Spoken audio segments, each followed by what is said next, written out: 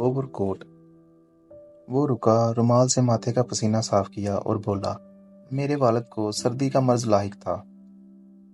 वो घर में भी ओवर कोट पहनकर फिरते थे। मेरे वालिद जून जुलाई में भी धूप में बैठते। इनकी जिल्द जलकर स्याह हो जाती, लेकिन इनकी सर्दी कम नहीं होती थी। वो गर्मियों में भी लहाफ लेकर सोते थे, पाँव में डबल जुराबें पहनते और सुबह शाम हीटर के करीब बैठते। सर्दियां इनके लिए नाकाबिले बर्दाश्त होती। वो अक्टूबर में कांपना शुरू कर देते थे। हम इन्हें अक्टूबर से मार्च तक दुबई शिफ्ट कर देते। वो 6 माह दुबई में रहते और 6 माह लाहौर में। अल्लाह ताला ने इस खौफनाक बीमारी के बावजूद इन पर बड़ा करम किया। वो अरबपति थे। वो हकीकतन मिट्टी को हाथ लगाते थे तो वो सोना बन जाती थी। वो दुनिया के मशहूर तरीन डॉक्टरों के ज़ेरे इलाज रहे, लेकिन इस खौफनाक मर्ज ने इनका साथ न छोड़ा। वो आखिरी उम्र में सनकी हो गए थे। वो रोज़ मुझे अपने पास बिठाते, मेरी ठोड़ी पकड़ते और कहते, अब्दुल मालिक, मुझे मौत से बहुत डर लगता है। मैं जब सोचता हूँ मैं ज़मीन से 6 फुट नीचे पड़ा रहूँगा, अंदर अंधेरा और सर्दी होगी और मेरे बदन पर सिर्फ 2 चादरें होंगी, तो मेरी रूह तक कांप हो जाती है। अब्दुल मालिक, क्या तुम मेरा एक काम करोगे? मैं हर रोज़ जवाब देता, अब्बा जी आप हुक्म करें, मैं जी लड़ा दूंगा। मेरे वालिद बड़ी लजाजत से फरमाते, बेटा तुम किसी से फतवा लेकर मुझे गर्म कपड़ों में दफन कर देना। ये मुमकिन ना हुआ तो तुम कम अज़ कम मेरी कब्र को गर्म रखने का कोई बंदोबस्त जरूर कर देना। मैं फौरन हामी भर लेता था। मेरा ख्याल था मैं किसी न किसी आलिम से फतवा लेकर अब्बा जी को ओवरकोट में दफन कर दूंगा। मैं इनकी कब्र भी गर्म ईंटों से बनवा दूंगा। हम लोग अमीर थे। मैं अक्सर सोचता, अगर कोई आलम तैयार ना हुआ तो मैं फतवा खरीद लूंगा। मुझे जितनी भी रकम खर्च करना पड़ी कर दूंगा, लेकिन मैं अपने वालिद की आखिरी ख्वाहिश ज़रूर पूरी करूंगा। लेकिन मैं फेल हो गया। मेरे वालिद सन 2000 में फौत हो गए। हमने इन्हें गर्म पानी से गुस्ल दिया, इन्हें ओवरकोट पहनाया और इस ओवरकोट पर कफन लपेट दिया। मौलवी साहब ने जब ओवरकोट देखा तो जनाजा पढ़ाने से इनकार कर दिया। मैंने इन्हें हर किस्म का लालच दिया। मैंने इनकी मिन्नत भी की, लेकिन वो ना माने। मैंने तंग आकर इन्हें धमकी दे दी। वो जनाजा छोड़कर चले गए। हमने इसके बाद बेशुमार मौलवियों से रब्ता किया, लेकिन कोई ना माना। यहाँ तक कि मैंने खुद जनाजा पढ़ाने का फैसला कर लिया। मैं जब वालिद की मैयत के पीछे खड़ा हुआ तो लोगों ने जनाजा पढ़ने से इनकार कर दिया। मैंने इनकी भी मिन्नतें की, लेकिन वो भी ना माने। वालिद की कब्र का इशू भी बन गया। मैं कब्र में इंसोलेशन करना चाहता था, लेकिन लोगों ने इतराज़ शुरू कर दिया। पूरे शहर का कहना था कब्र हमेशा अंदर से कच्ची होती है। फिरौनों के अलावा आज तक किसी शख्स की कब्र अंदर से पक्की नहीं हुई। ये बिद्दत है और हम इस बिद्दत का हिस्सा नहीं बनेंगे। मैं मुसीबत में फंस गया, यहाँ तक कि मेरे पास लोगों की बात मानने के सिवा कोई ऑप्शन ना बचा। मुझे वालिद का ओवरकोट भी उतारना पड़ा और कब्र भी तोड़नी पड़ी। मैंने बड़े दुखी दिल के साथ अपने वालिद को दफन किया और कब्र पर देर तक रोता रहा। मैं जब भी सोचता था मैं अपने वालिद की मामूली सी ख्वाहिश पूरी नहीं कर सका तो मेरी हिचकी बंध जाती थी।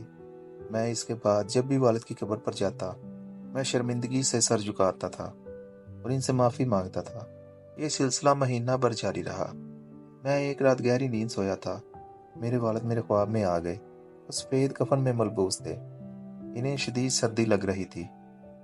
वो कांप रहे थे और मुझे बुला रहे थे, अब्दुल मालिक उठो और मेरी बात सुनो। मैंने ख्वाब में इनकी तरफ देखा। वो बोले, मेरे बेटे, मैं तुम्हें ज़िंदगी की वो हकीकत बताना चाहता हूँ जो मुझे मरने के बाद मालूम हुई। मैंने अर्ज़ किया, अब्बा जी मैं गौर से सुन रहा हूँ, आप फरमाएं। वो बोले, बेटा मैं अरबपति था। मैं चेक पर खुद दस्तखत नहीं करता था, मेरे मैनेजर करते थे। मैं ज़मीन जायदाद का मालिक भी था और मैं तुम जैसे सादतमंद बेटों का बाप भी था। लेकिन तुम और मेरी सारी दौलत मिलकर भी मेरी एक ख्वाहिश पूरी ना कर सके। मैं गर्म कपड़ों और गर्म कब्र में दफन ना हो सका। मैंने इससे अंदाज़ा लगाया, इंसान की सारी दौलत और सारी आल औलाद मिलकर भी मौत के बाद इसकी मदद नहीं कर सकती। ये कब्र भी इसका साथ नहीं दे सकती। ये सब अगर मुझे कब्र से पहले एक ओवर कोट नहीं पहना सके तो ये इससे आगे के सफ़र में मेरा क्या साथ दे सकते हैं। चनांचे मैं तुम्हें बताना चाहता हूँ, दौलत वो है जो मरने के बाद भी आपका साथ दे और औलाद वो है जो ज़िंदगी के बाद भी औलाद रहे। मैंने अर्ज़ किया, अब्बा जी आपकी बात यकीनन ठीक होगी। لیکن میں یہ سمجھ نہیں سکا۔ وہ مسکرائے اور فرمایا، دولت اور اولاد کو صالح بناؤ، یہ مرنے کے بعد بھی تمہارے کام آتی رہے گی، ورنہ دوسری صورت میں یہ تمہارے امتحان میں اضافہ کرتی رہے گی۔ میں خاموشی سے ان کی طرف دیکھتا رہا۔ وہ بولے، بیٹا میں نے پوری زندگی دولت کمائی، میں اس کا 99% حصہ دنیا میں چھوڑ گیا۔ یہ 99% حصہ میرے بعد نااہل ثابت ہوا، جبکہ میں نے اس کے 1% سے یتیم اور غریب بچوں کے لیے اسکول بنایا تھا۔ دولت کا وہ 1% حصہ میرے لیے صالح ثابت ہوا، وہ آج بھی میرے کام آ رہا ہے۔ اللہ تعالیٰ نے مجھے تم سمیت 6 بچے دیے، میں نے ان تمام بچوں کو پریکٹیکل بنا دیا۔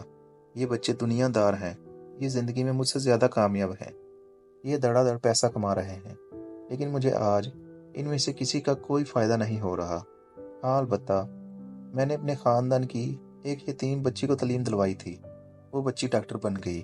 وہ ڈاکٹر ہفتے میں 2 دن غریب مریضوں کا مفت علاج کرتی ہے، مجھے ان 2 دنوں کا بہت فائدہ ہو رہا ہے۔ وہ بچی اور اس کے 2 دن میرے لیے صالح ثابت ہو رہے ہیں۔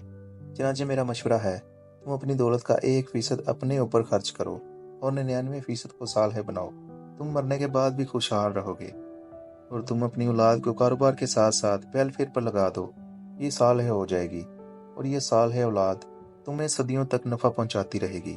میرے والد اٹھے، میرا ماتھا چوما اور چلے گئے۔ میرا خواب ٹوٹ گیا، میں جا کر بیٹھ گیا۔ بس میرے والد نے مجھے زندگی کی ڈائریکشن دے دی۔ میں نے اولاد اور دولت کو صالح بنانا شروع کر دیا۔ میں نے اپنی دولت جمع کی، 10% حصہ الگ کیا، یہ 10% پراپرٹی میں لگایا، ایسے اثاثے بنائے جن کے کرایوں سے ہم اچھی اور پر آسائش زندگی گزار سکتے ہیں، اور باقی دولت میں نے اللہ کے نام وقف کر دی۔ میں نے ملک کے دور دراز علاقوں میں کنویں کھدوائے، اسکول اور ڈسپنسریز بنانا شروع کر دیں۔ میں نے دولت کا ایک حصہ یتیم بچوں کی اعلیٰ تعلیم اور موذی امراض کے شکار لوگوں کی بہبود کے لیے بھی وقف کر دیا۔ یوں میری دولت صالح ہوتی چلی گئی۔ میں اب اپنے بچوں کو بھی ویلفیئر کے کام پر لگا کر صالح بنانا چاہتا ہوں۔ مجھے یقین ہے یہ بھی ایک نہ ایک دن میری قبر کے لیے ٹھنڈک بن جائیں گے۔ وہ خاموش ہو گیا۔ میں نے عرض کیا، آپ بچوں کو کیسے صالح بنا رہے ہیں؟ وہ مسکرایا اور بولا، میں بچوں کو ٹریننگ دے رہا ہوں۔ ہماری کامیابی ہمارا اثاثہ ہوتی ہے۔ ہم جب تک اس اثاثے کا ایک بڑا حصہ صدقہ نہیں کرتے، ہم اس وقت تک صالح نہیں ہو سکتے۔ آپ انجینئر ہیں تو آپ اپنی انجینئرنگ کا ایک حصہ اپنے اور اپنے خاندان کے لیے وقف کریں اور دوسرا حصہ صدقہ کریں۔ لوگوں کو اپنے علم اور اپنے فن کے فوائد میں شامل کر لیں، آپ صالح ہو جائیں گے۔ آپ اسی طرح اگر ڈاکٹر ہیں تو آپ لوگوں کا مفت علاج کریں، یہ مفت علاج آپ کی طرف سے صدقہ ہوگا اور یہ علاج آپ کو صالح بنا دے گا۔ اور آپ اگر تاجر ہیں تو آپ اپنی تجارت کو منافع خوری، ملاوٹ اور بددیانتی سے پاک کرتے جائیں، آپ صالح تاجر ہو جائیں گے، اور اس کا آپ اور آپ کے والدین کو فائدہ ہوگا۔ وہ خاموش ہو گیا۔